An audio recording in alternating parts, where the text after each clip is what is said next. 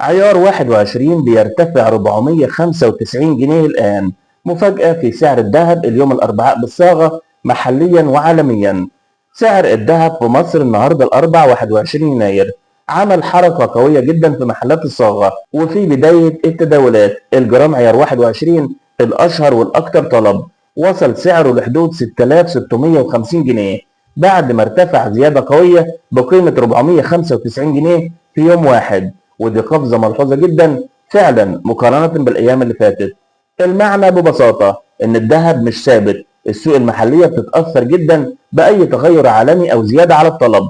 الناس اللي بتشتري ذهب للاستثمار أو للمناسبات لازم تتابع السعر كل يوم، لأن الارتفاعات دي بتأثر في قيمة مشغولات الذهب اللي ناوي تشتريها. سعر الجرام عيار 24 النهارده 7600 جنيه، الجرام عيار 21 6650 جنيه، الجرام 18 5700 جنيه، وخلي بالك دول بدون مصنعية. الجنيه الذهب اللي هو وزنه 8 جرامات عامل حوالي 53300 جنيه بعد زيادة حوالي 4060 جنيه مرة واحدة. على المستوى العالمي الذهب كمان بيزيد، سعر الأونصة عالميا وصل فوق ال 4700 دولار تقريبا، وده بيأثر مباشرة على السوق المحلية هنا في مصر.